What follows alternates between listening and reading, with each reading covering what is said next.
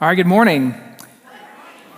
Good. All right, there's a story from the Second World War where the Germans had crafted a code that they saw as completely unbreakable. But what happens is the British, using their mathematicians and their scientists and an ultra system, were able to crack the code. Now, of course, this creates a little bit of a conundrum for them. Because if they reveal to the Germans, we have cracked your unbreakable code, then they're just going to make a new one and start the whole process over again. So what they started to do is when they received some of the information that they knew was going to, reveal some of the Germans' war tactics, they had to pretend to discover this information. And so here's how they did this. They learned one time that there was the German Luftwaffe as well as the Italian Navy was going to be coming against the British envoy in the Mediterranean.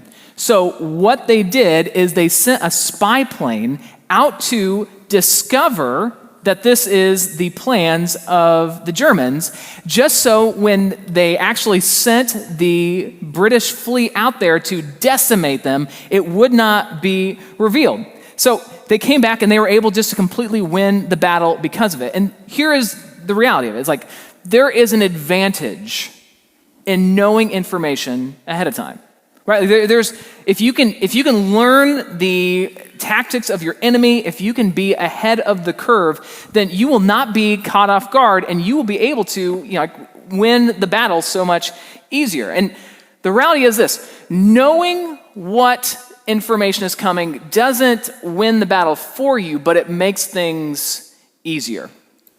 And that's very significant because as we head into Daniel chapter 7 today, I just need you to know right now, things are about to get a little weird, okay? So just bear with me. I'll explain what this means in a second, but here's what happens. It says, early during the first year of King Belshazzar's reign in Babylon, Daniel had a dream and saw visions as he lay in bed. He wrote down the dream, and this is what he saw. In my vision that night, I, Daniel, saw a great storm churning the surface of a great sea, with strong winds blowing from every direction. Then 4 huge beasts came up out of the water, each different from the others. The first beast was like a lion with eagle's wings. As I watched, its wings were pulled off, and it was left standing with its 2 hind feet on the ground like a human being, and it was given a human mind. Now, if this isn't weird enough, I decided I was going to ask AI to generate some images so we could actually experience this together. So here we go. This is what he just saw, right? Like he sees this lion coming up out of the water, standing on its hind legs, wings like an eagle. But it keeps going. It says in verse 5, then I saw a second beast, and it looked like a bear. It was ringed up on one side, and it had 3 ribs in its mouth between its teeth. And I heard a voice saying, "Get up, devour the flesh of many people."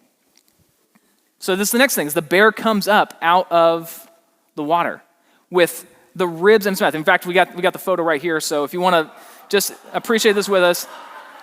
The good news is your jobs are safe. AI is not doing that great a job at this point. But the point is, this monstrosity is coming up. So then, verse 6, then the third of these strange beasts appeared, and it looked like a leopard. It had 4 birds' wings on its back and had 4 heads. Great authority was given to this beast. Then in verse 7, then in my vision that night I saw a 4th beast, terrifying, dreadful, and very strong. It devoured and it crushed its victims with huge iron teeth and trampled their remains beneath its feet. And it was different from any other beast, and it had 10 horns. And then, as I was looking at the horns, suddenly another small horn appeared among them. 3 of the first horns were torn out by the roots to make room for it. This little horn had eyes like human eyes and a mouth that was boasting arrogantly. So here, that one's a little bit harder to imagine. So if you look, here's the horn, okay? But at first it made it a little too happy. So give me the angry one. There we go. So that's probably a better idea of what it's like. Like I said, welcome to Daniel chapter 7. This is going to be a little different today. I actually debated skipping this chapter, as well as maybe even skipping the rest of the chapters of this book, because this is is admittedly a little hard to understand, right?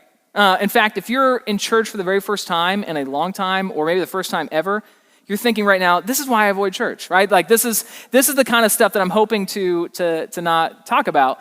But here's the thing, like all scripture is God-breathed. That it's profitable for our lives. Like it tells us how to get things right, it tells us how to be right, and it tells us how to stay right. And it's not a good strategy for me just to avoid the parts that are a little bit harder to understand. And so what I want to do is I want to say, you know what? God put it there, and he put it there for our benefit. So let's talk about it. Let's figure out exactly what this means together and how it can actually benefit our lives. And so just a little bit of context for everybody. You have to remember that the book of Daniel was written at a period of time when a lot of God's people, the Jewish people, were in turmoil.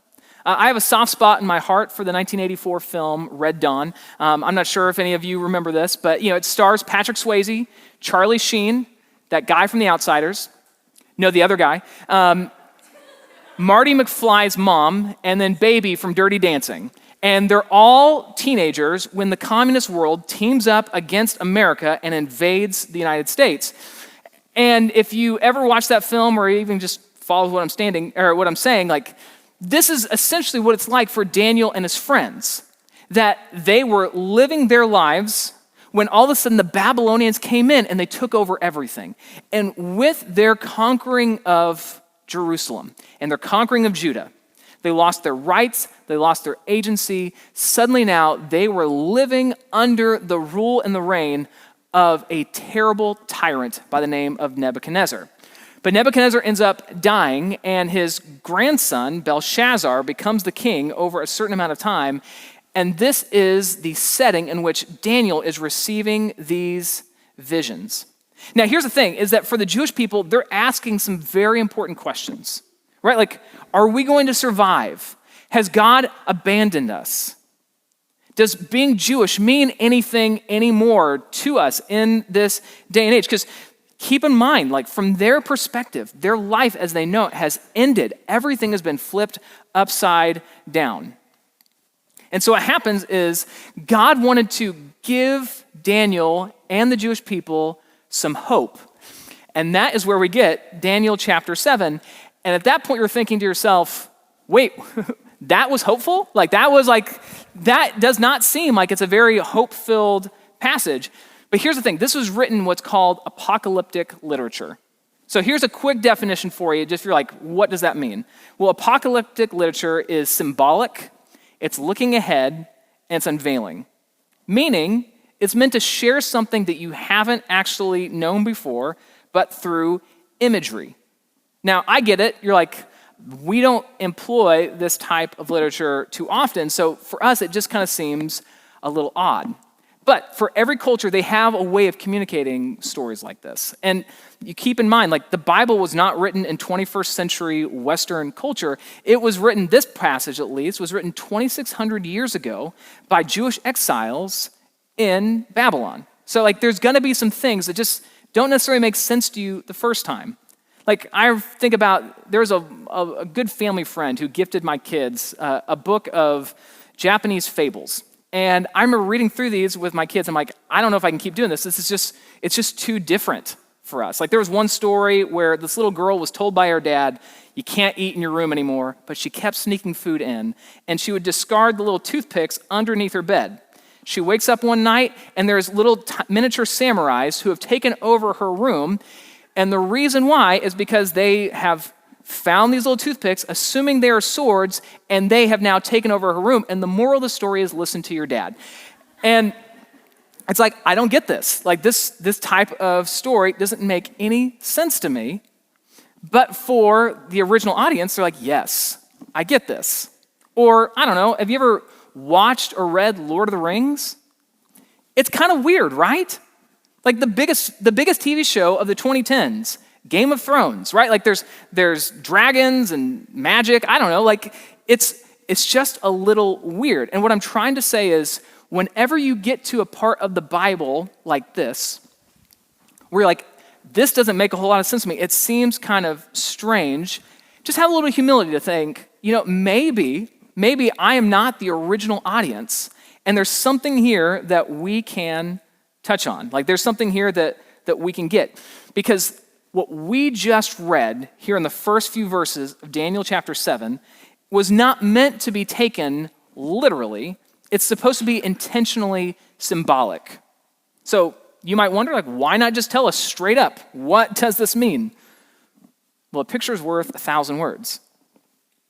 You don't go to the museum, you're not going to the Getty or the Louvre and just saying, couldn't the artist just write the description of what they were feeling that day? You wouldn't do that. You go and you look at the art. You look at the imagery because there can be layers upon layers of meaning to it. And this is what's happening in Daniel chapter 7, is that God is revealing something about the future to Daniel, purposely vague, through imagery for a reason. Now, it's also important for us just to kind of remember, too, for those of you who've been tracking with us from the very beginning when we started the series this last February, that the book of Daniel is also not written chronologically. Because verse 1 says, in the year of Belshazzar, and if you remember, Belshazzar died in chapter 5 a few weeks ago. And when Glenn taught on chapter 6 last week, there was a whole new kingdom in charge, but it was written at a time and a place within the book purposefully, that Daniel has moved out of the narrative storytelling in Daniel and into these prophetic pictures of hope for God's people. And in verse 15 of Daniel chapter 7, it says this: I, Daniel, was troubled by all I had seen, and my visions terrified me. And that is the most relatable part of our passage today. So verse 16, it says, so I approached one of these standing by the throne and asked him what it all meant, and explained it to me like this. These 4 huge beasts represent 4 kingdoms that will arise from the earth.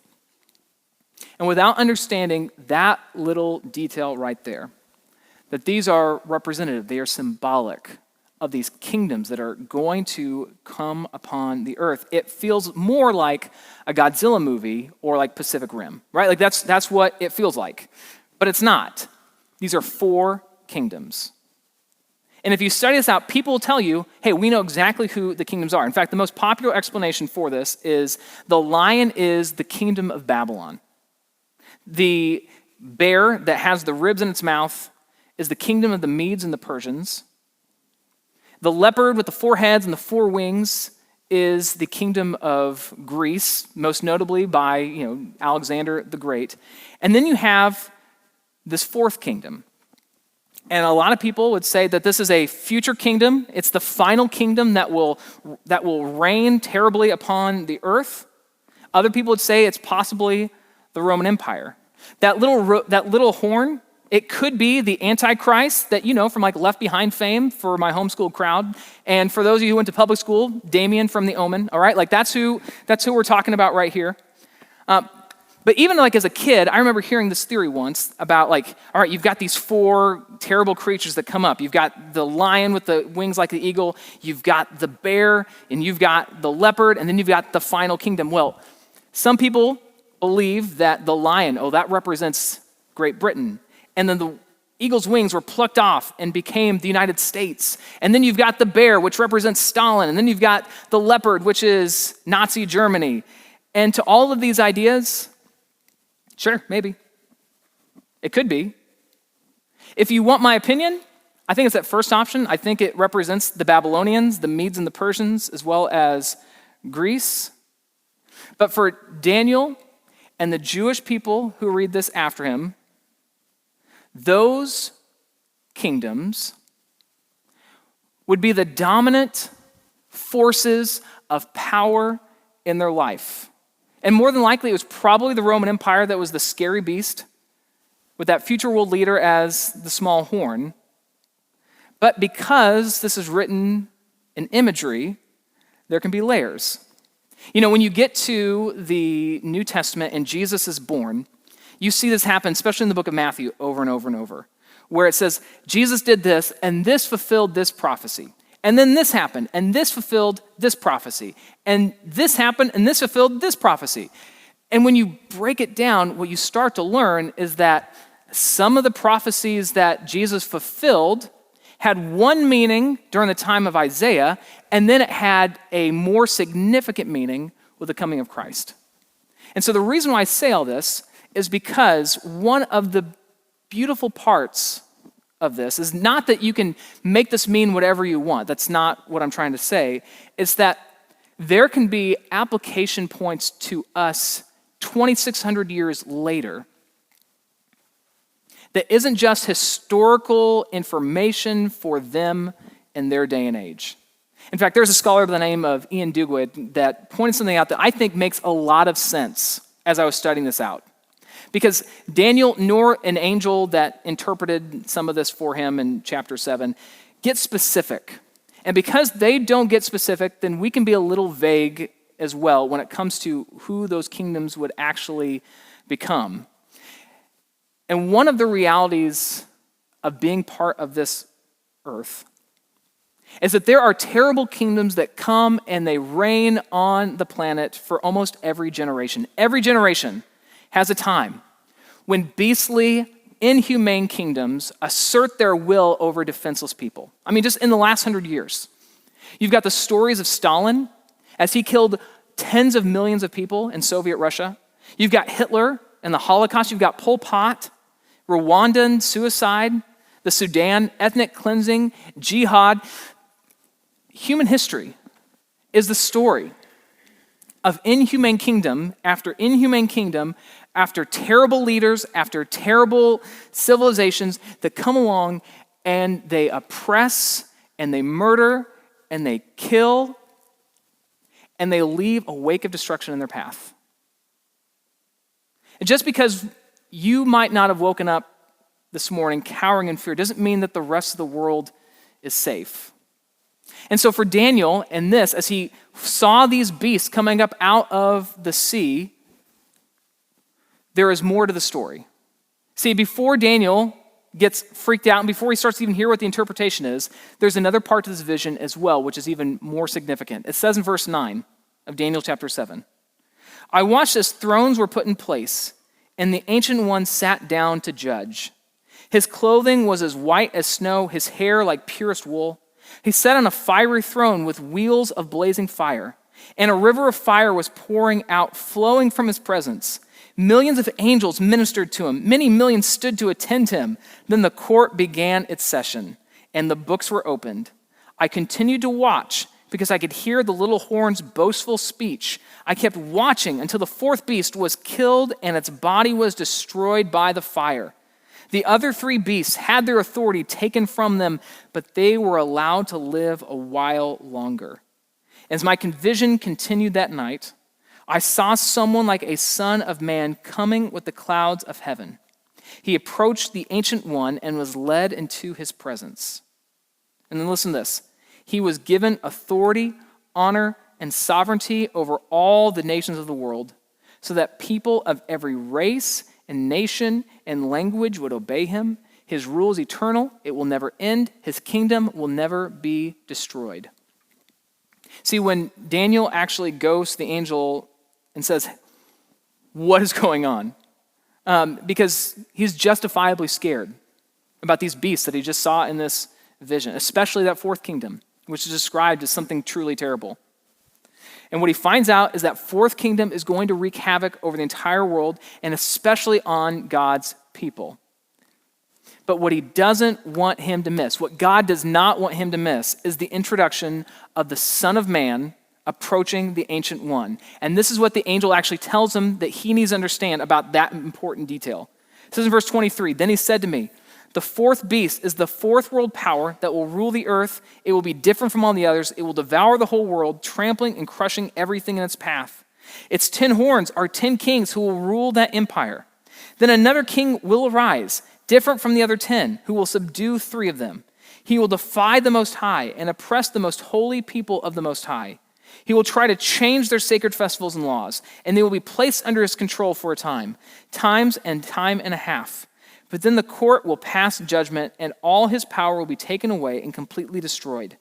Then the sovereignty, power, and greatness of all the kingdoms under heaven will be given to the holy people of the Most High. His kingdom will last forever, and all the rulers will serve and obey him. Here's what this means and what you should not miss. First is this: we will live in tension. We will live in tension with the world until Jesus comes back and sits on the throne.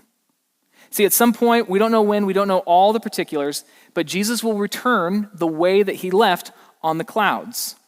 In his first appearance, he came and he was humble. He was born to a working class family and he lived under the radar. But in his second coming, he will announce his presence. He will come, he will step foot onto the Mount of Olives, and it will split in two. We will see the coming of the Lord, and at that point forward, he will rule and reign forever. He will be the conquering hero. He will speak and destroy his enemies, and he will rule and reign from his throne. But until then, we live in tension. This world is not our home. And God gives this vision to Daniel not to freak him out, but to encourage him. Because remember, there is an advantage to knowing ahead of time. See, in the darkest moments that you're going to have, do not despair. Because kingdoms will come and they will go. That the Most High grants them to whomever he chooses. See, we as human beings, we have this temptation to believe that what I'm experiencing right now is the worst thing in the world. That it could never get any worse than right now. And what we do is we magnify our problems because we're so zoomed in on everything that is bad that we never take an opportunity to zoom out and say, right now might be bad, the world may be against us, but we should not despair. Because our king is coming. And here's the thing, is your perspective will determine your pain threshold. Like any of you who are runners, you know that this is true. Like if you have planned out your route and you're getting to that place where like, I don't think I can go any further. There's a huge difference between I have 5 miles to go and I have 5 blocks to go, right? Your perspective changes your pain threshold. That when you realize like there's just a little bit left, there's hope on the other side of this, you can push yourself further, you can do more. Why? Because your perspective is different. Like imagine if you're playing poker and your opponent plays a full house, but you know that you have a royal flush in your hand. You do not care about whatever cards are put down. You're going to win. It's like watching a superhero film, and you just know that the superhero is going to come in at the last minute, and somehow he's going to solve it. You just feel that kind of confidence that when you know ahead of time, it changes how you live. And your perspective will determine your pain threshold. So, things might be bad. There might be terrible kingdoms. You might be living under oppression. You might have all sorts of awful things happening to you and your family. But I know our king is coming. Your job is this, especially 2,600 years ago to the Jewish people. As they're wondering, has God abandoned us? Are we on our own? Is there no hope for tomorrow? Persevere. Hang in there. You've got a little bit more left. This isn't the end. That you may experience pain, but there is no reason to panic. You can keep going. 650 years after this, Jesus' brother James is writing a letter to the church in Jerusalem as well as the scattered Jewish people around the world. And he writes this in verse 12 of chapter 1. It says, God blesses those who patiently endure testing and temptation, because afterward they will receive the crown of life that God has promised to those who love him. And how does that happen? You change your focus. You stop focusing on the scariness of this world and you point your attention to the coming king. But there's a spiritual component to this as well. Like I said, this world is not our home. As those who have aligned themselves with God, you will face trouble. It's one of Jesus' promises to us. And sometimes the insecurities that we have about the future are big, they're dramatic, they're scary. Now, sometimes they seem small or just unique to you. But if you're tempted to despair because of your finances, please listen. If you're tempted to despair because of your kids, please listen. If you're tempted to despair because of your health, please listen. If you're tempted to despair because of politics, please listen. If you're tempted to despair because of mental health, please listen.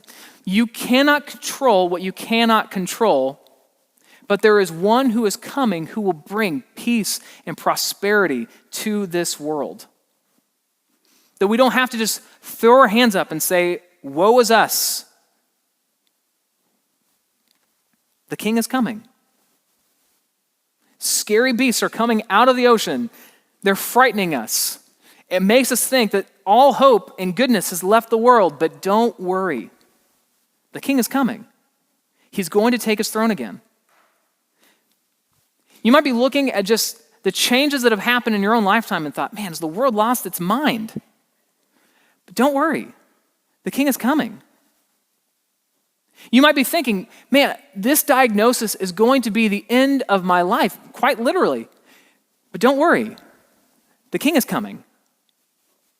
You might be thinking, man, my family is just going off in a direction that I do not like, and it just seems like it's going to be bad. And don't worry.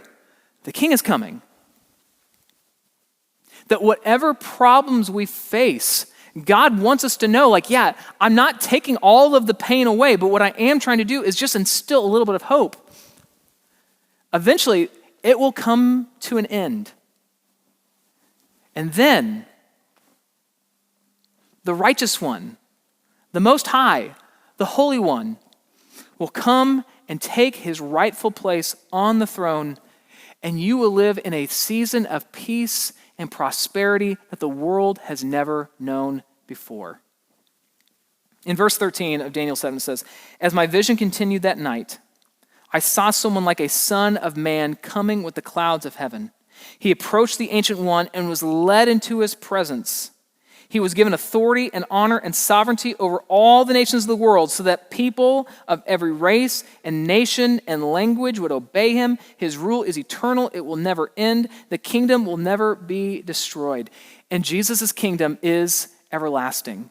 Jesus reigns supreme. Jesus will not let those beastly kingdoms off the hook. He will judge them and bring about proper justice.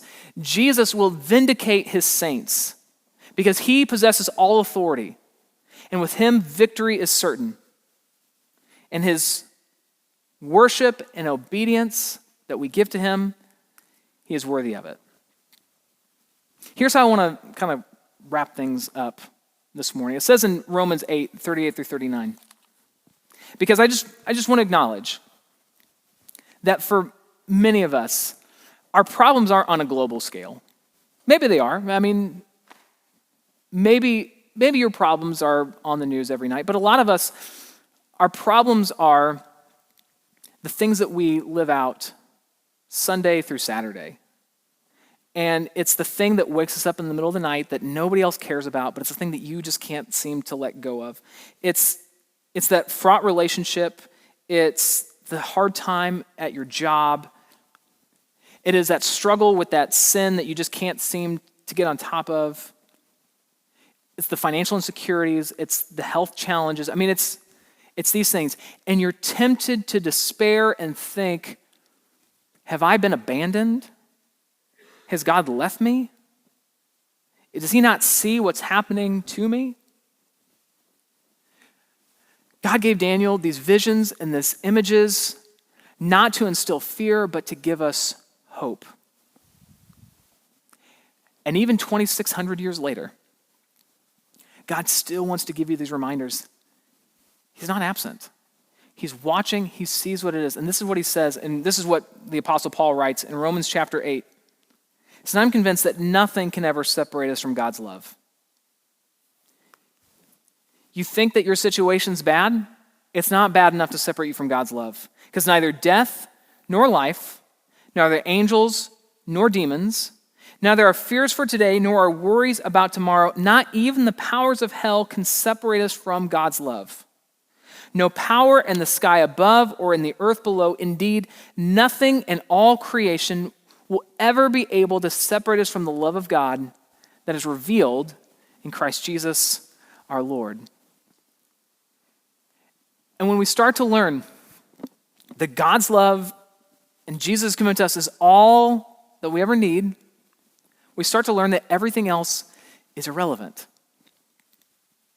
That it might be bad, it might seem scary, it might seem like this is my world crumbling around me, but as long as I'm experiencing God's love, I can recognize that I am able to withstand any problem that comes my way. That I am able to withstand the pressures, I am able to keep moving, I'm able to keep going, my faith becomes more dynamic, and suddenly I have a joy that is completely irrational to every other single person. And why is that? Because my hope is not in my circumstances, it's found solely in my God. And when he sits on the throne and he takes his rightful place, you become unshakable. Hey, let me pray for you. God, you have promised us that you would rule and you would reign, and that nothing could ever separate us from your love. So God, I'm praying right now that for those who are withstanding the trials and the problems of this life, that you would remind them, you'll sit on the throne. God, I'm praying right now for those who are experiencing financial insecurity, that God, you would remind them that in you we have all that we need. That God, for those who are experiencing a bad diagnosis that makes us wonder, man, God, have you abandoned me? That we remind that you are the great healer that can heal us either now or later, but ultimately we will be healed. God, for those who live under the oppression of relational tension, that God, that you would remind us that your love never leaves us, that your relationship with us is not conditional on what we did yesterday or what we did a month ago or even just the whims or the emotions of you today, but God, that you have a love that is never ending and will be there forever. God, I pray that we would not get discouraged by the headlines on the news, but rather, God, that we would immediately put our hope and our faith and our trust in you and in you alone. That you are our King, you are the God over creation, and the God over all things. I pray this in your Son, Jesus' name.